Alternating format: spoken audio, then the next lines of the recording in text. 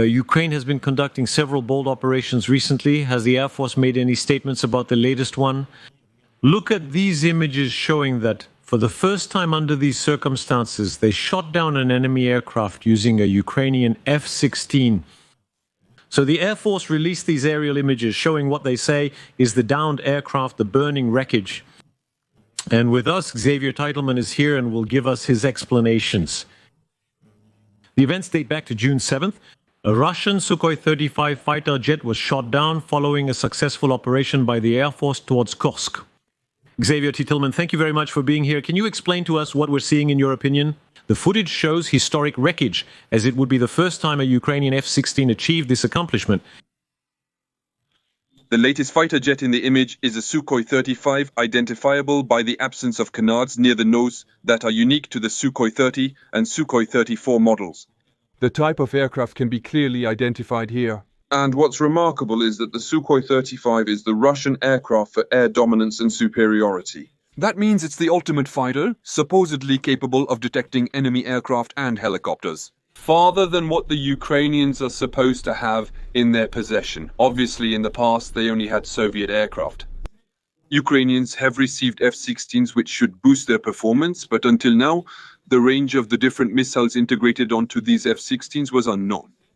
And the fact that a Russian air superiority fighter jet could be shot down by an F-16 from a previous generation, that's really a blow that was unexpected. And there were very, very few people who thought the Ukrainians would go up against the Russian Air Force. And that means they're going to have to change their doctrine for using air power, because their planes are really in danger now. Yes, there was caution. Michel Goya, on both sides actually, the Ukrainian skies called for caution, both the Russians and the Ukrainians. From that perspective, it's a turning point. Yes, that is to say that we didn't get too close to firing range. Actually, we have planes now that can fire the air intercept missile 120 from the F-16. The latest version can shoot up to 120 kilometers.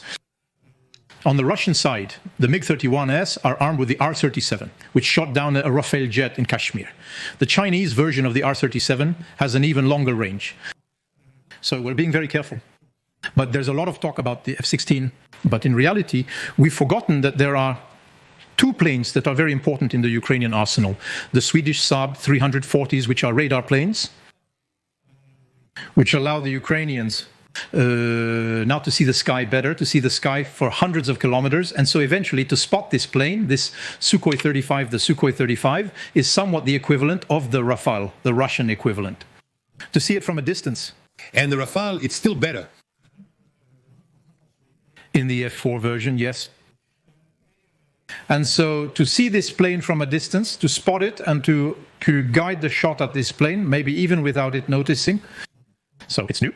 This is not the first Sukhoi-35 shot down. At least 8 have been destroyed already. However, this is the first one shot down in an aerial battle. And apparently there could be more. Others? And what's remarkable here, Darius, is that the plane was shot down over Russian territory. So actually, as we saw last summer, the war was exported to the Kursk Sea, and now... No. But the F-16 was in Ukraine. But the distance allowed it to fire into Russia. That means that... This might be the most important thing. It's that Russian planes have to be careful when approaching the border, especially those carrying guided bombs. Russian guided bombs hurt the Ukrainians a lot. They're really a formidable weapon in the hands of the Russians. But now, if the planes can no longer approach the Ukrainian border because they are afraid of being shot down, that could bring direct relief. That makes the war on Rus is much more difficult. Let's compare the planes. The arrival of the F-16 was much more anticipated and discussed than the Sukhoi. Even today, there's still some secrecy surrounding the number of F-16s the Ukrainians possess. You, who know everything, do we know how many F-16s the Ukrainians have? About 10, or do you want to say it? It's... The Mirage, 2,000 people, but we expected around 25. I told you when they started arriving. What the Ukrainians told me, I pretended they were estimates, but actually they told me they said they would need about 30 F-16 or Mirage 2000 planes to be able to start going up against the Russian Air Force. And more simply, to be in the rear intercepting cruise missiles or to carry out simple bombing missions while staying at a relatively safe distance. So that means they actually have not only the critical mass that allows them to go a little further, They told me they needed between 30 and 50. But the second element, obviously, as Michel Goya said, is that we have an ecosystem. We have radar planes, Patriot batteries and radars, such as Thales radars, which were sold, not given away. Contrary to what many people believe, less than a month ago, there was a major technical announcement that the F-16 tactical data links are operational. What does that mean? It means that a radar, whether it's an aircraft radar or a ground radar, can lock onto a target and designate that target. For the F-16 aircraft, even if the F-16 itself doesn't turn on its radar and get detected. That way, it will be able to launch its missiles at a target that has been designated for it by a remote radar. For instance, the SAB radar aircraft has a range exceeding 300 kilometers. This entire ecosystem and gradual accumulation of power over the past year have made this outcome possible. It's incredible. That means the Ukrainian plane is invisible thanks to this system, which Xavier explained very well, while the Russian one is visible to its enemies. Actually, I'd like to ask Xavier Teitelman a question. Were we told that during the famous raid on June 1st, there were 2 Russian A-50 planes that were shot down? Did that contribute? Did it weaken the Russians? Because actually those are the same planes that allowed them to see very far. And does the fact that they lost those 2 planes have any concrete operational consequences? That Is not going to help them. Even before the war in 2022, Russia had insufficient radar planes, F-50s to provide complete and total coverage of their territory and the entire front. Black Sea and the Belarus-Russia side were already lacking resources. They lost their first one in Belarus following the successful operation on June 1st, but they had already managed to damage their A-50 aircraft in Belarus in 2022. And there, apparently, the 2 that were hit or destroyed during recent operations were radar planes that were already inoperative. For some, they were missing flaps, so actually they were just stocks of spare parts, which will further reduce the potential and the flight hours available for the few that remain. But anyway, indeed a mission, well, an invasion like the one Russia carried out, if it had been done by the United States or NATO. There would be radar planes constantly circling and monitoring all the time, 24 hours a day.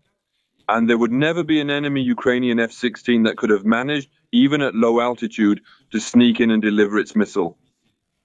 The Ukrainian Ministry of Defense reports that 2 Russian fighter jets were hit during the night, dealing another blow to Russian aviation. Special Operations Forces struck the Savas-Levia airfield in the Nizhny Novgorod region. Initial reports suggest 2 aircraft, MiG-31S and Sukhoi-34S, were hit. It's accumulating. Michel Goyard, ONIA bombings occurred. We'll revisit this with the primary operators who are emerging. These operations will be discussed further.